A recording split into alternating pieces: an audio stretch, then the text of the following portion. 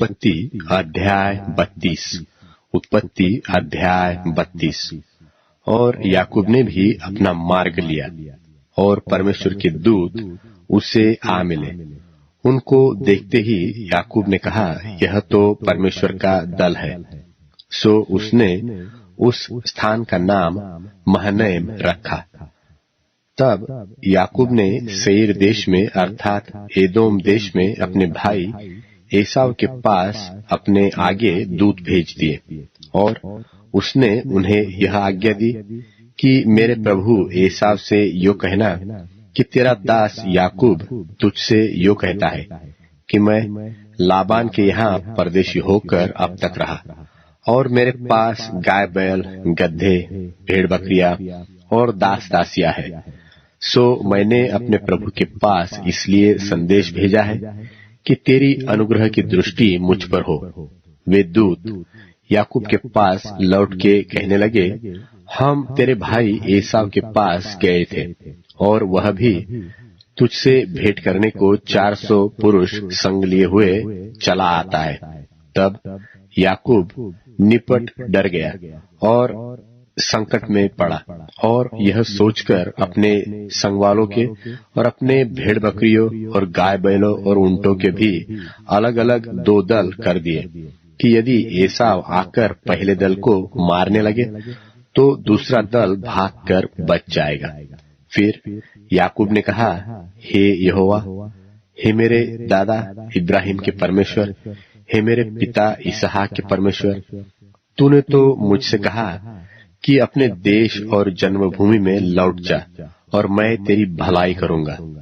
तूने जो जो काम अपनी करुणा और सच्चाई से अपने दास के साथ किए हैं कि मैं जो अपनी छड़ी ही लेकर इस यरदन नदी के पार उतर आया, सो अब मेरे 2 दल हो गए हैं। तेरे ऐसे ऐसे कामों में से मैं एक के भी योग्य नहीं हूँ। मेरी विनती सुनकर मुझे मेरे भाई एसाव के हाथ से बचा। मैं तो उससे डरता हूँ, कहीं ऐसा न हो कि वह आकर मुझे और माँ समेत लड़कों को भी मार डाले।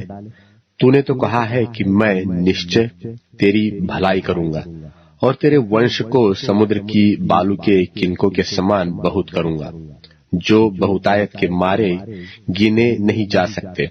और उसने उस दिन की रात वही बिताई और जो कुछ उसके पास था उसमें से अपने भाई एसाव की भेंट के लिए छांट छांट कर निकाला, अर्थात 200 बकरियां, 20 बकरे और 200 भेड़े और 20 मेंढे और बच्चों समेत दूध देने वाली 30 ऊंटनियां और 40 गाय और 10 बैल और 20 गधिया और उनके 10 बच्चे।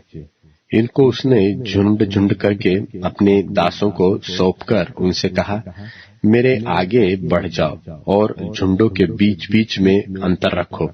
फिर उसने अगले झुंड के रखवाले को यह आज्ञा दी कि जब मेरा भाई एसाव तुझे मिले और पूछने लगे कि तू किसका दास है और कहाँ जाता है और ये जो तेरे आगे आगे है सो किसके है, तब कहना कि यह तेरे दास याकूब के है।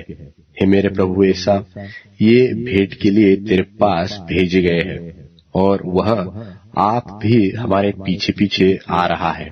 और उसने दूसरे और तीसरे रखवालों को भी वरन उन सबों को जो झुंडों के पीछे पीछे थे ऐसी ही आज्ञा दी कि जब एसाव तुमको मिले तब इसी प्रकार उनसे कहना और यह भी कहना कि तेरा दास याकूब हमारे पीछे पीछे आ रहा है, क्योंकि उसने यह सोचा कि यह भेंट जो मेरे आगे आगे जाती है इसके द्वारा मैं उसको शांत करूं और उसके क्रोध को शांत करके तब उसका दर्शन करूं। हो सकता है कि वह मुझसे प्रसन्न हो जाए। सो वह भेंट याकूब से पहले पार उतर गई और वह आप उस रात को छावनी में रहा। उसी रात को वह उठा और अपनी दोनों स्त्रियों और दोनों लौंडियों और 11 लड़कों को संग लेकर घाट से यब्बोक नदी के पार उतर गया और उसने उन्हें उस नदी के पार उतार दिया। वरन अपना सब कुछ पार उतार दिया और याकूब आप अकेला रह गया। तब कोई पुरुष आकर पह फटने तक उससे मल्लयुद्ध करता रहा। जब उसने देखा कि मैं याकूब पर प्रबल नहीं होता, तब उसकी जांघ की नस को छुआ। सो याकूब की जांघ की नस उससे मल्लयुद्ध करते ही करते चढ़ गई। तब उसने कहा, मुझे जाने दे, क्योंकि भोर हुआ चाहता है। याकूब ने कहा, जब तक तू मुझे आशीर्वाद न दे तब तक मैं तुझे जाने न दूंगा। और उसने याकूब से पूछा, तेरा नाम क्या है? उसने कहा, याकूब। उसने कहा, तेरा नाम अब याकूब नहीं परंतु इस्राएल होगा, क्योंकि तू परमेश्वर से और मनुष्यों से भी युद्ध करके प्रबल हुआ है। याकूब ने कहा, मैं विनती करता हूँ, मुझे अपना नाम बता। उसने कहा, तू मेरा नाम क्यों पूछता है? तब उसने उसको वही आशीर्वाद दिया। तब याकूब ने यह कहकर उस स्थान का नाम पनीएल रखा कि परमेश्वर को आमने सामने देखने पर भी मेरा प्राण बच गया है। पनूएल के पास से चलते चलते सूर्य उदय हो गया और वह जांघ से लंगड़ाता था। इस्राएली जो पशुओं की जांघ की जोड़ने वाली जंघानस को आज के दिन तक नहीं खाते। इसका कारण यही है कि उस पुरुष ने याकूब की जांघ की जोड़ में जंघानस को छुआ था।